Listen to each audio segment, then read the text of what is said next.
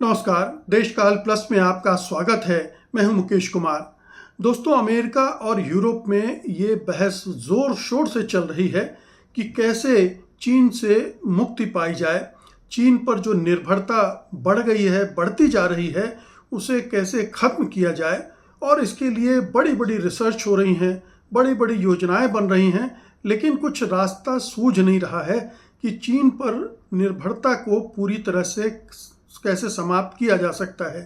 एक वर्ड चल रहा है डीकपलिंग चाइना, यानी चाइना से अपने आप को अलग करो।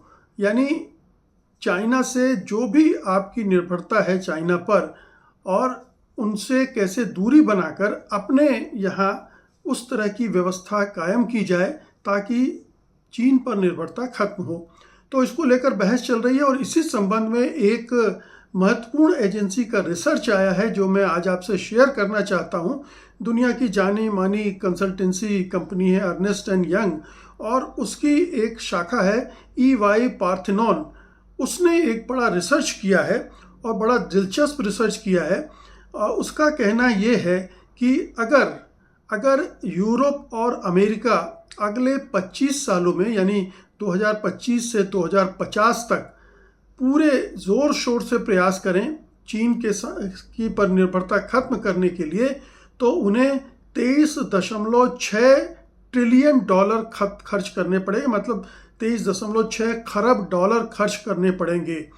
ये बड़ी भारी रकम है चीन से अलग होने की कोशिश करने की।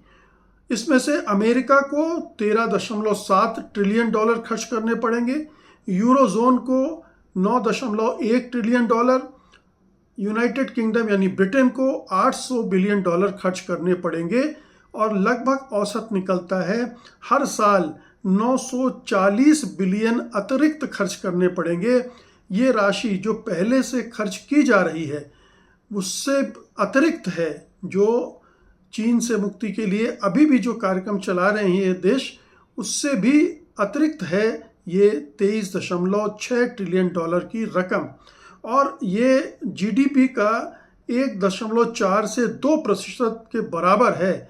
यानी ये बड़ी भारी कीमत चुकानी पड़ेगी अगर यूरोप और अमेरिका चाहते हैं कि चीन पर निर्भरता खत्म हो जाए। हालांकि इससे भी पूरी निर्भरता खत्म होने नहीं जा रही है। ये हम अभी आगे इस पर डिस्कस करेंगे, लेकिन पहले बता दूं कि ये जो स्टडी है उसने अपनी इस स्टडी का आधार किन किन चीज़ों को बनाया है। अगर अमेरिका यूरोप चीन पर निर्भरता खत्म करना चाहते हैं तो उन्हें नया इंफ्रास्ट्रक्चर खड़ा करना पड़ेगा। फैक्ट्रियाँ, माइनिंग, प्रोसेसिंग प्लांट्स लगाने पड़ेंगे, रिसर्च एंड डेवलपमेंट में नया काम करना पड़ेगा, सॉफ्टवेयर और टेक्नोलॉजी में काम करना पड़ेगा, मैन्युफैक्चरिंग की कैपेसिटी बढ़ानी पड़ेगी, और सप्लाई चेन को पूरी तरह से रीबिल्ड करना पड़ेगा। तब कहीं जाकर किसी हद तक कामयाबी मिल सकती है। अब इसमें ये देखें कि सबसे ज़्यादा जो सेक्टर हैं प्रभावित हुए हैं चीन की पर निर्भरता के मामले में, वो कौन से हैं। एक तो सेमीकंडक्टर्स चिप्स हैं, वो सबसे इम्पॉर्टेंट है। बैटरियां हैं, EV बैटरी है, एनर्जी स्टोरेज है, डेटा सेंटर्स हैं, क्रिटिकल मिनरल्स हैं। ये चाइना का लगभग एकाधिकार है, इनमें वर्चस्व है। Rare earth, lithium, cobalt, graphite, फिर सोलर पैनल, विंड टरबाइन और क्लीन टेक से जुड़े सामान हैं। चीन का डोमिनेंस साफ साफ रेयर अर्थ्स में है। रिफाइनिंग की 80 से 90% वही कर रहा है। लिथियम केमिकल्स हैं, 60% से ज़्यादा उसी का है।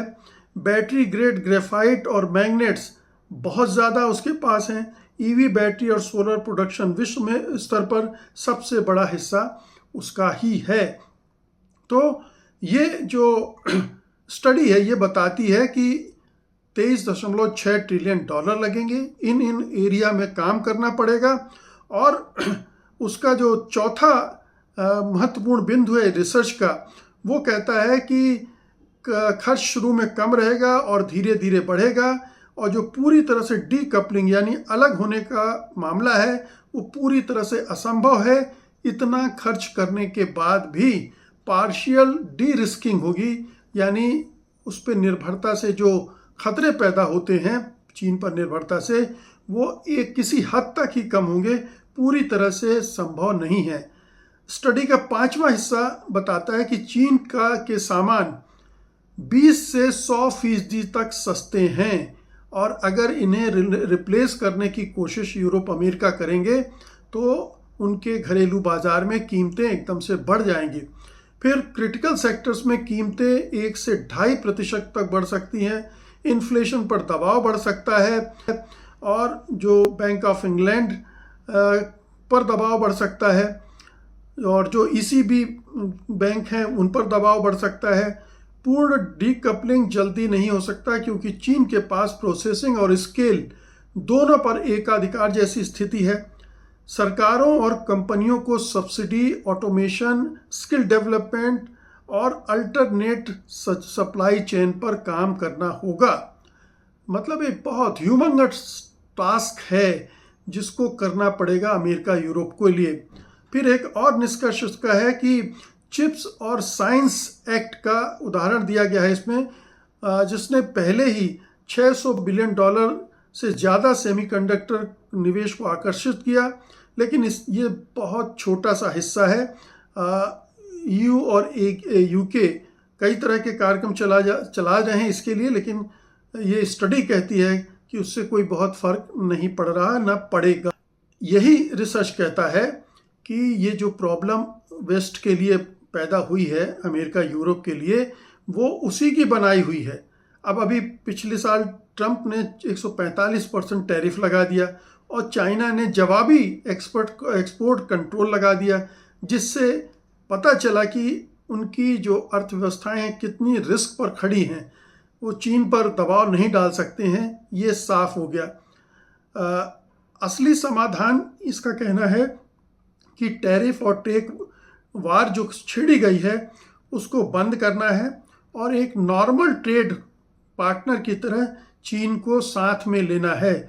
यानी चीन से झगड़ा करके आपको कुछ हासिल नहीं होगा, चीन से टकरा कर आपको हासिल नहीं होगा। चीन से आप अपनी निर्भरता को थोड़ा कम कर सकते हैं, लेकिन पूर्ण रूप से खत्म नहीं कर सकते हैं।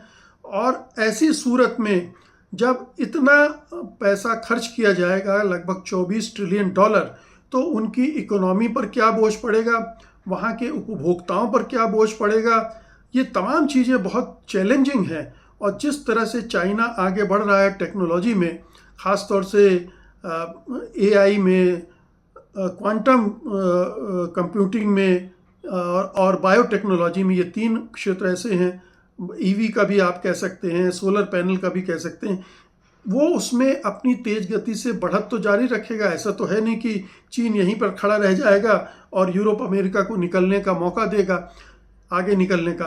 तो यहाँ पर ये चीन भी अपनी काउंटर मेजर लेगा, और ऐसी सूरत में वो और भी जब ये देखेगा कि अमेरिका और यूरोप उससे अलग होने की कोशिश कर रहे हैं, तो वो और भी ज़्यादा स्क्रू टाइट करेगा। यानी रेयर अर्थ मेटल्स की सप्लाई ही अगर रोक दे तो वो सारी योजनाएं यूरोप अमेरिका की ठप हो सकती हैं। तो ये बहुत साफ है। चीन का जो रिएक्शन इस रिपोर्ट पर आया है वो भी ये कहता है कि हम वार नहीं चाहते, हम चाहते हैं कि पार्टनरशिप हो, दोनों मिलकर एक दूसरे के हितों को देखते हुए साझा करें और आगे बढ़ें। लेकिन वेस्ट का रुख हमेशा से दूसरों पर प्रभुत्व जमाने का रहा है, दूसरों पर वर्चस्व कायम करने का रहा है, अपने एक सुपीरियरिटी कॉम्प्लेक्स से ग्रस्त है वो, और दूसरों को या तो दुश्मन देखता है और दुश्मन नज़र आता है तो उसको ख़त्म करने पर आमादा हो जाता है। यहाँ चाइना दुश्मन नहीं, उसने किसी पर हमला नहीं किया, किसी तरह की ऐसी हरकत नहीं की जिसको लेकर वेस्ट शिकायत करे। लेकिन ये वेस्ट की मानसिकता है कि उस स्वीकार नहीं कर पा रहा है कि चीन आज इतनी बड़ी ताकत हो गया है, और वो उसको स्वीकार कर लेने में हर्ज नहीं है।